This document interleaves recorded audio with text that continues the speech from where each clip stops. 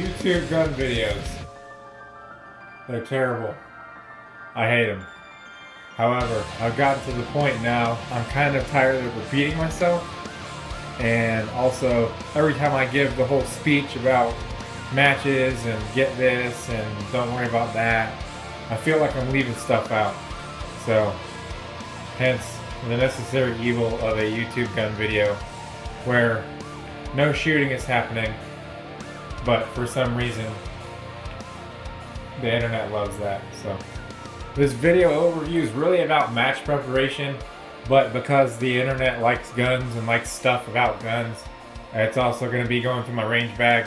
That's just so a lot of you new guys that I've been talking to trying to get into shooting these matches and stuff, you'll kind of have an idea of what you might need to bring. Also look at some stuff that you might end up adding later to your range bag. And most likely a lot of this stuff that's essential you'll probably already have, but if not, I'll definitely go over what is highly recommended / needed, and then what is just something that's kind of good to have. Alright, starting with the actual bag itself.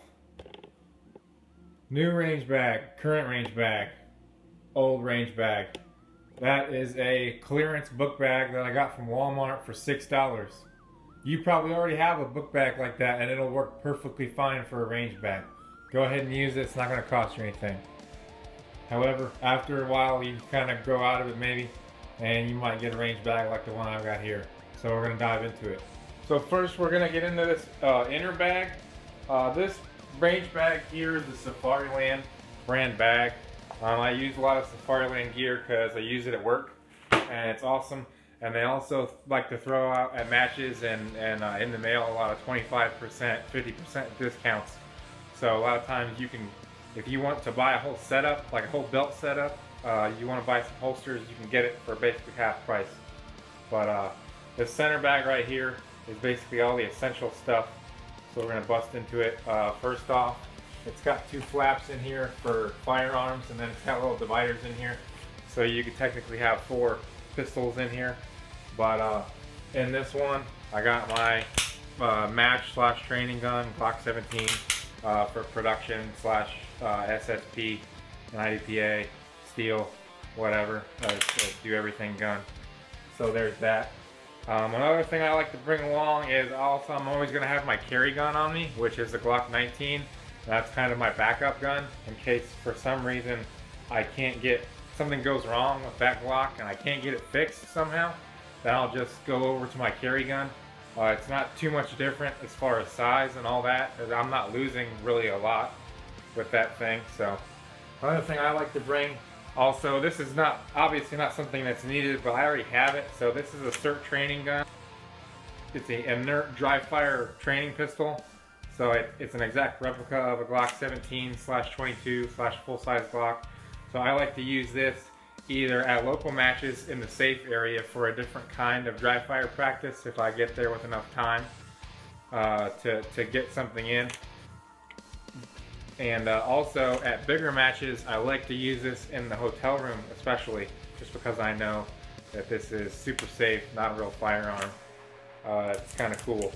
If you see me at matches, I'll probably have this thing on me, so after the match is done, you can like check this thing out. Okay, next is mags.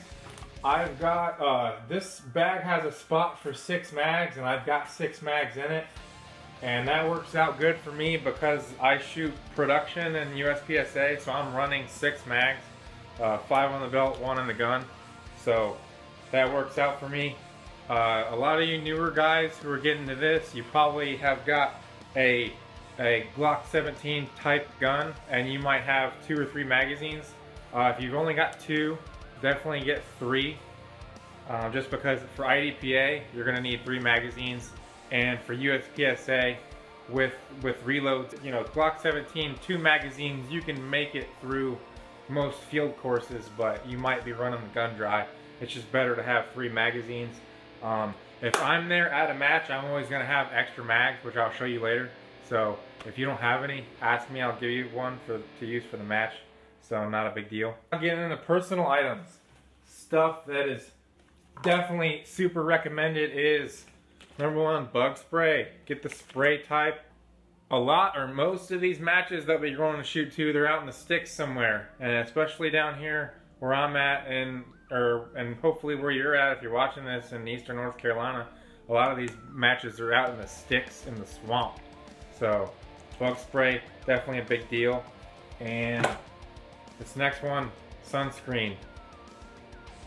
Tons of dudes come to the range and they don't bring sunscreen or they don't put any on, and then they come home looking like a California raisin.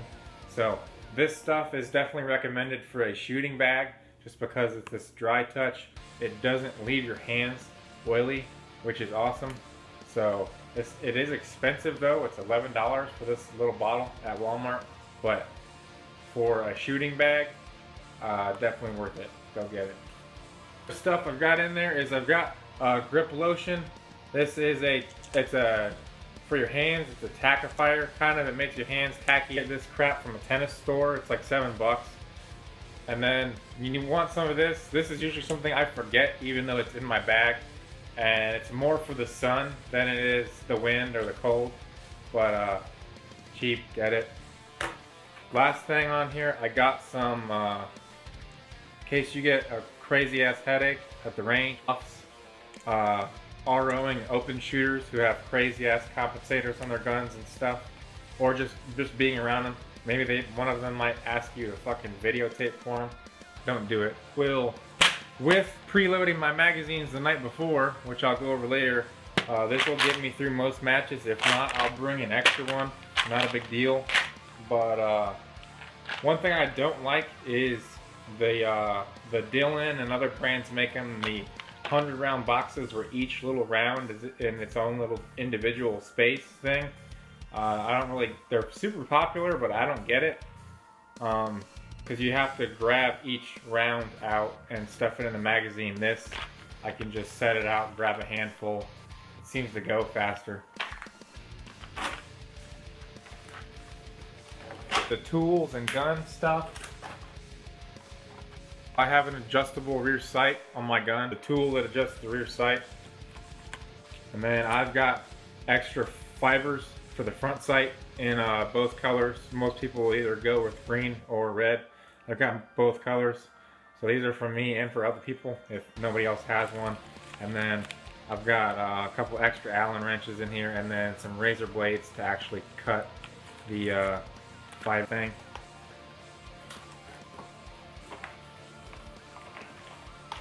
This toolkit is usually in here, and this has, for my Glocks, this has pretty much any wear part, any part that's a replaceable part in there. I've got at least one of them. In this side I've got some Loctite and a front sight tool for a Glock, just in case somebody or me I have to take off or re-put on a front sight again. I can at least put some Loctite on it while I'm there. Won't really have a chance to set properly, but that's the deal. And then I've got other wear parts in here. I've also got a lighter for bulbing the ends of the fibers on the front sight. And then I've got extra magazine button. I've seen a guy have a case separation where the only thing that happened was the gases coming out of the case cut his magazine button in half. And then he went and reloaded the whole rest of his belt, and it fell on the ground. On a Glock, extra slide lock, or slide stop? I don't fucking know. The spring that holds the slide stop up. Sometimes those break on Glocks. And then extra trigger return springs. I got a couple extra connectors in here. I have a whole extra trigger bar in here. That's not really a needed thing at all. And extra pins for the frame. Also have the stock recoil system out of my 17. When I shoot factory ammo and like my 115 practice ammo that I make, I like to use this. And then if I match ammo, I'll use the 13 pound that's already in it. And just more extra trigger return springs. I got an extra slide stop right there. So the tools wise, I got 2 punches just for taking out frame pins or whatever if I actually have to get into the gun for whatever reason. Those are there. And then This is for all my belt gear. This is a T-handle Allen key thing that Safariland is sending out with all their gear right now. You just put a normal Allen key in there and it turns it into a wrench. It's pretty easy if you have to adjust gear. It's pretty cool. And then I keep Sharpies in my bag all the time just because it's good to have at the range. More so for practice than at matches and stuff. And a silver one is good too. Shows up on black, shows up on white. So last, hit up some lube. Doesn't matter what kind. Make sure your gun's lubed before you get to the match, but have some in there just in case or whatever. Doesn't have to be some kind of gun lube. And in fact, it probably shouldn't be unless you have a good reason to use it. But this stuff was pretty rad. Next, going to the big bag. I'm gonna grab the Eye and Ear Pro first. Showing up to your first couple matches, you don't need anything like this. You just need some $3 safety glasses from Walmart and some earplugs, and that'll do. And that won't cost you much of anything. Most people in these shooting games use electronic muffs, and a good number of people have the more expensive ones, but these are super popular. These are like between 40 and 50 bucks on Amazon, and they only offer about 16 decibels of reduction or whatever, but they're 40 bucks. They are electronic, so they work pretty well as far as hearing stuff. And they also have a 3.5 jack, so if you want to plug in your little iPod Touch or whatever, or iPod Mini into there, that's pretty cool. Though it only goes in one side, which is weird. And then also I put some Velcro on the top of mine, and that's where my timer goes if I'm ever running drills. iPro, I have these ESS crossbows. I bought these because they had a special one day on Oakley's government website, the discount site, where I also got some extra Surefire earplugs just in case I'm going to the indoor range. These are always in here. But or there's an open shooter who's got a hellacious gun, and I got a ROM or whatever. I'll put these in also because he's gonna be double plugged, so I'm gonna be double plugged. And but this was on Oakley's discount site for 70 bucks, and it's got 3 lenses and 2 frames, amber lens, clear lens, and a dark lens. And the other set of frames are, I think they call these crossbows, but they're super thin on the side, and that's when you're wearing muffs all day. The muffs can pinch on the side of your head, thus giving you a headache or just kind of hurting.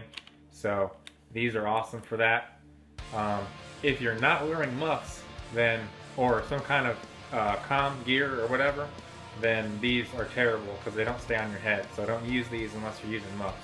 Use the other set of frames, which are normal iPro. Okay, the front pouch on this thing, I've got both my rule books because you will need these. Maybe a little more often with some games than others, but when somebody tries to say something, you gotta whip out one of these, find out what the truth is. Travel deodorant, because you're at the range all day and you fucking stink. And if you want to go get beers and wings afterwards with some of your buddies, you still don't want to stink, because then the waitress won't like you. So, tourniquet. It's like 20 or 30 bucks, depending on where you go. Online they're cheaper. Just make sure you're getting the actual cat tourniquet or the soft tea tourniquet. But I always have this in my range bag, aside from other stuff elsewhere, but this is always in there, just in case. Hot timer, just in case the one that we're using at the range goes down and nobody else has one.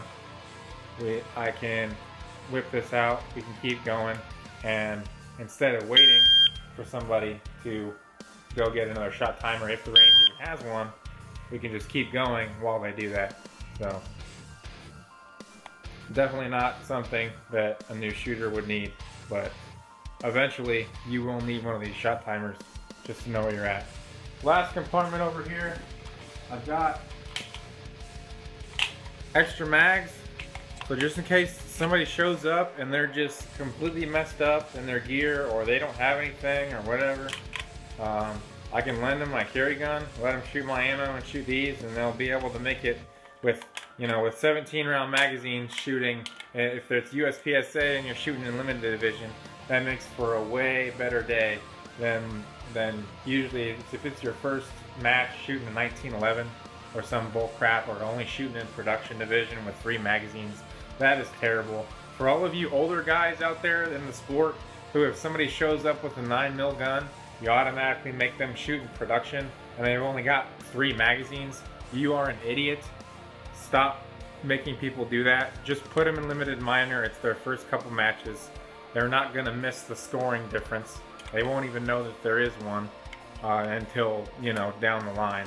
So I got extra mags. If it's not an IDPA match, I'll keep my IDPA gear in the bag. So just in case somebody also, they need to run somebody else's gun.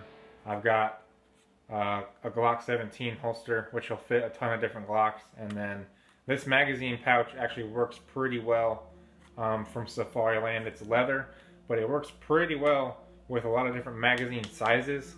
I use this every once in a while for M&P 45 mags, and it doesn't suck at them. They come out real easy and they stay in super well. And then also for smaller normal bodied magazines, M&P 40 or 9 magazines, Glock magazines, they work pretty well in this. So it's pretty cool to buy, and it's cheap. I think it's like 15 or 18 bucks. Other stuff, have a good pair of shoes or boots that will be good all day and won't hurt your feet. Most people in these games, they use shoes like these that have the tread on the bottom. That you don't need any of this crap. Just get a good pair of shoes. If you got an old pair of cleats, wear those unless it's IDPA.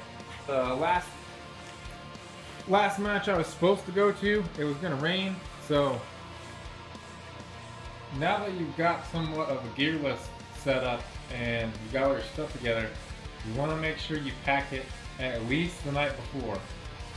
Getting up the morning of the match and trying to get everything ready is not good. It never works out well. Unless you're already like retirement age and you wake up at 4 in the morning just because. Pack everything the night before. What kind of other things do you want to pack? Also, you want to grab some granola or protein bars to throw in your range bag. Because all these ranges, they're out in the sticks.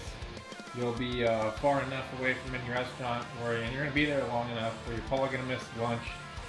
Another big thing I mentioned earlier, not going to matter so much when you might only have 3 magazines to load. But like if I'm shooting in production, which I always do, I've got 6 magazines of 10 to load. That costs some little bit of time. I always now preload my magazines the night before. I haven't found of any reason why not to, but I have a couple different reasons why I should. So definitely preload those magazines. Alright, the night before also, if this is a range that you've never been to, you need to find it on Google Maps. I don't necessarily mean go to the range's website or their Facebook page and, you know, copy their directions down. I mean, find the actual range on Google Maps and now go to the range's property where it's at and right click on it. What that's going to do is it's going to give you an actual physical location that Google Maps uses for the range, which may be different than the actual mailing address for the range. And then another thing it's going to give you is the latitude and longitude coordinates for it. So you're going to right click, highlight that, and then re-put it back into Google Maps. That way it's in your search history, and hopefully if your phone Google Maps account is synced with the one on your computer, which it should be if it's under the same email, then tomorrow morning when you get up to the match, that address is already going to be in there. All you have to do is open up Google Maps, go to your search history. It'll be probably the first one unless you search something else, and then you can just highlight it, drop it in, and then follow your GPS. The night before, you want to make sure you're hydrated, because especially down here in North Carolina, in the summertime, it's going to be 90 plus degrees, and the humidity is going to be jacked up, and you want to be drinking lots of water, lots of this. If you're going to go out drinking the night before, go beforehand and get some Pedialyte. And when you wake up the next morning for the range, start chugging it. One of the last things I like to do, besides actually dry firing with my gear the night before, is to stage it wherever you're going to have it.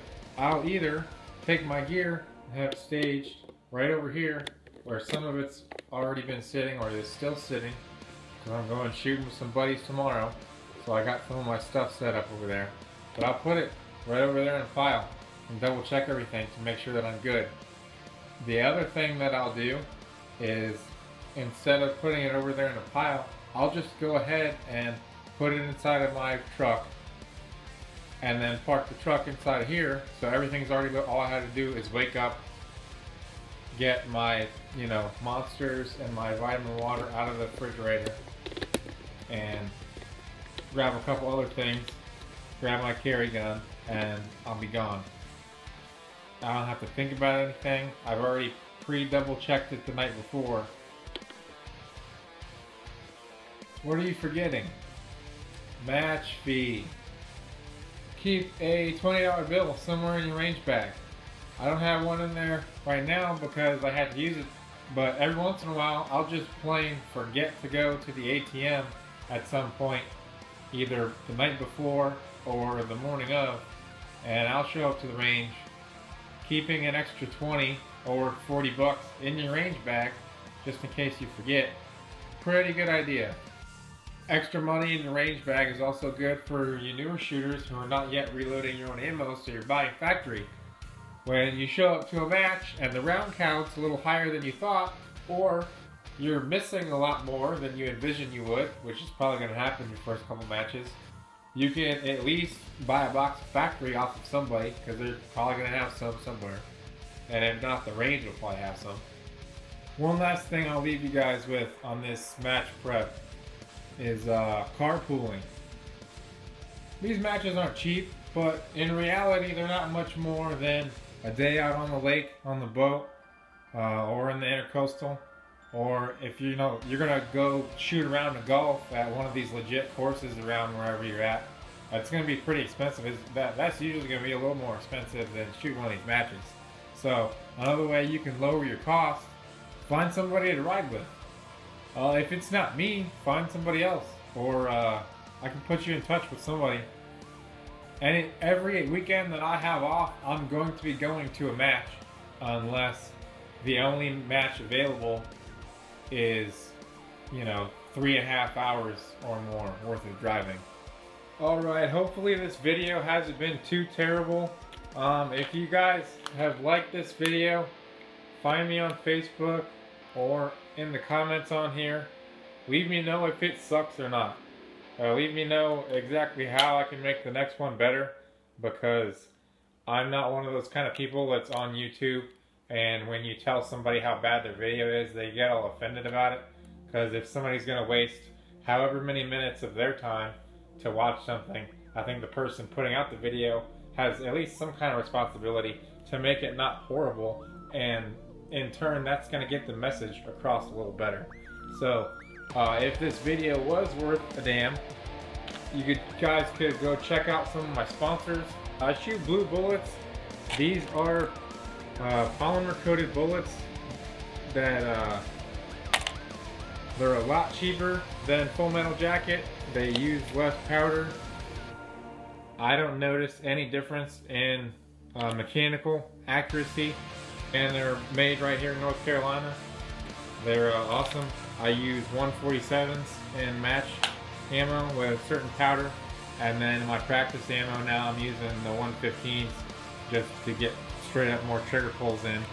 And the profile, the round nose 147s and the 115s are the exact same profile. So on my press, I'm not changing anything except for my powders and my powder level. My crimp and my seat stay exactly the same, which is pretty rad. Buddy Dennis here in Wilmington owns Aqua Effects Hydrographics. They did some of my Kydex gear in my belt here. They did it in this Yamaha blue with the black carbon fiber, just because I grew up racing motocross. So to me, this is like gun racing, so why not have cool race gear to match all your other stuff. But they do just about, they can dip anything that will hold the dip and fit in their tanks.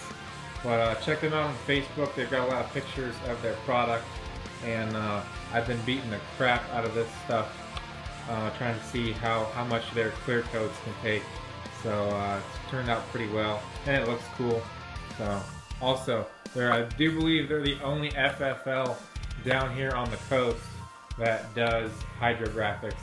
So if you've got an actual firearm that you need to send to them through the mail, they can do it. I'm not sure anybody else around here can until you get up around the Triangle area. So check them out. Lastly, one of my former employers, Shooter's Choice, they're an indoor range / gun shop here in Bloomington. They helped me out a bunch. They got me these rad shoes, among a bunch of other things, but they have an awesome stable of rental pistols in the range there. It's $10 to rent a pistol plus ammo, which is awesome. If you guys are looking to get a pistol out there, whether it's for concealed carry or for these matches or whatever, definitely go test drive one before you buy it, because there's a huge difference between what something feels like coming out of the counter and what something actually feels like putting rounds down range. And one session at the indoor range is definitely worth not buying the wrong gun. So go check them out. Alright guys, I'm pretty much tapped out as far as info on this video. Any questions, PM me on Facebook or in the comments on here.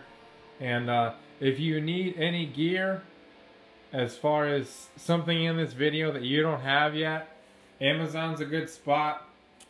If you don't want to buy from Amazon, if you're looking for actual belt gear, I'd start with Safariland. They don't officially sponsor me, but they help me out a lot. Start with Safariland. If that doesn't work out, go over to the Ben Stoeger Pro Shop. He's got Blade Tech and Comtac stuff, which is more than good enough for starting out on these games. And he'll also have any other little stuff if you want extra fiber sights or grip lotion or whatever. He's got all that stuff on there. In closing, there's kind of two different people in this whole thing. There's gun owners and there's shooters. And you go into your first match, it's definitely a step in the right direction as far as becoming more of a shooter and less of just a gun owner. Until next time.